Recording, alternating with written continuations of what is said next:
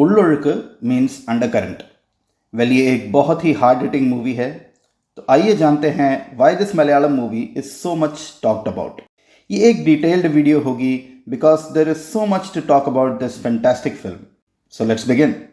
उल्लुल्क के डायरेक्टर हैं Christo Tommy, जिन्होंने इससे पहले 2 अवार्ड विनिंग मूवीज बनाई हैं। उल्लुल्क कहानी है about the complex relationship between a mother in law and daughter in law. पर यह कहानी नॉर्मल सास बहू डायनामिक्स पे नहीं है, जहां सास और बहू में किसी न किसी बात पे अनबन हो। Mother in law Leelamma is played by Urvashi and daughter in law Anju is played by Parvathy. Leelamma और अंजू एक ही घर में रहते हैं, but both of them are having a constant desire for a better life. वो दोनों ही अपनी परिस्थितियों में उलझी हुई हैं, या फिर कह सकते हैं कि they are the prisoners of their own circumstances. On one hand Leelamma, जो एक ऐसी लाइफ की आदी हो चुकी हैं जो बाहर से बिल्कुल परफेक्ट नज़र आती है बट है नहीं, और Anju who is going through a loveless marriage. उसे लगता है that her life is getting wasted day by day. ऐसा चल ही रहा होता है कि one sudden death in the family completely changes their lifes. The silence. Ullozhukku का एक स्टैंड आउट फीचर है इसका साइलेंस। साइलेंस जिसमें कैरेक्टर्स अनकहे अल्फाजों में बहुत कुछ कह जाते हैं। क्रिस्टो टॉमी का ब्रिलियंस है कि he is able to amplify the tension through the ticking of the clock and the surrounding paraphernalia. Film brilliant लगती है जब characters get into half conversations और वो एक दूसरे से जितना बोलना चाहते हैं they only speak a fraction of it, but audiences को मेकर्स ने जो कम्युनिकेट करना है वो हो भी जाता है। इसमें एक्टर्स का भी ब्रिलियंस है कि वो अपनी बात को बिना अल्फाजों के इमोट कर पाते हैं and the audiences even get connected to their silence. The house. Ullozhukku में घर खुद एक कैरेक्टर प्ले करता है। घर जो बैक वाटर लेक से सटा हुआ है and could be flooded any moment. It exerts a breathing presence in the story.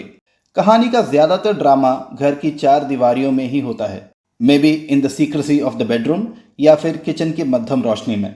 घर का माहौल काफ़ी मेलंकलिक है, पर इस टेंशन भरे माहौल में भी the house is in perfect order. और सबसे बड़ा स्टैंड आउट फीचर है the location of the house. वो घर बाकी लैंडमार्क्स से कटा हुआ है by water all around it, giving it a sense of deprivation and loneliness. Actually ये घर इसमें रहने वाले लोगों का कैरेक्टर, साइकी और व्यथा को डिपिक्ट करता है। The depiction of women in pain. Ullozhukku में विमेन को विक्टिम और प्रेडेटर दोनों ही पर्सनैलिटी ट्रेट्स में दिखाया गया है।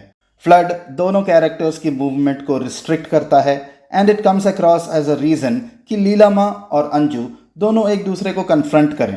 फिल्म में दिखाई गई हर औरत की टेरिफाइंग और trembling dimensions are a result of the hardships of patriarchy. हर इंसान इस फिल्म में is a victim of suppression and lovelessness. शादी एक पवित्र रिश्ता है जहां दोनों हस्बैंड वाइफ को इक्वल राइट्स मिलने चाहिए, बट इस फिल्म में wifes are haunted by their husbands even after their husbands death. Anju by Thomas Kutty and Leelama by his father. Leelama as a result अपने पार्टनर की lack of affection और concerns से जूझ रही हैं and she tries to compensate it और substitute it by controlling अंजु's life. Anju की life और डिसीजन को कंट्रोल करने के लिए लीलामा इस हद तक जाती हैं कि she stops her son's burial. ऐसा करने से लीलामा अंजू को पनिश करती हैं because Anju thought of going away from that house with the unborn child. Water as a metaphor. Film में मेल डोमिनेशन एक अलग ही लेवल पे है। इसको डिपिक्ट करने के लिए एक ड्रीम सीक्वेंस है जहां अंजू ड्रीम्स कि उसका हस्बैंड थॉमस गुट्टी अपने बेटे, अपने वारिस को लेने आया है।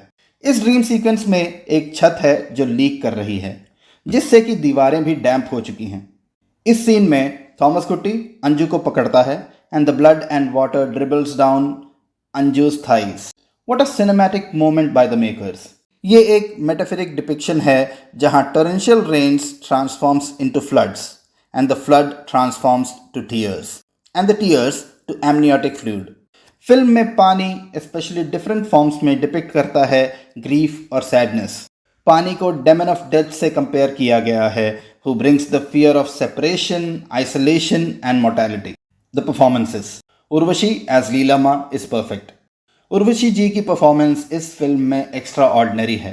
वो एक औरत का रोल प्ले कर रही हैं जिनकी इकलौती खुशी है उनकी फैमिली, बट उनकी लाइफ शैटर्ड है बाय अनएक्सपेक्टेड इवेंट्स। उर्वशी जी ने इस लीलामा के कैरेक्टर के नुएंसेस को बहुत ही बेहतरीन तरीके से समझा और निभाया है। उर्वशी जी की performance as Leelamma is both wonderful and endearing. वो इसलिए कि इस कैरेक्टर के कॉम्प्लेक्स साइकी को बहुत ही बारीकी से प्ले किया है उन्होंने। पार्वती ने अंजू के कैरेक्टर को बहुत ही रूटेडनेस और सटलिटी के साथ प्ले किया है। अंजू बहुत कम बोलती हैं। वो एक ऐसी लाइफ जी रही हैं जिसकी इच्छा या उम्मीद उन्हें बिल्कुल नहीं थी। अंजू का कोई एक्सप्लोसिव आउटबर्स्ट नहीं है, पर उनके expressions are able to convey the pain she is going through. Viewers dilemma. Film की शुरुआत से ही audiences are taken on an emotional roller coaster.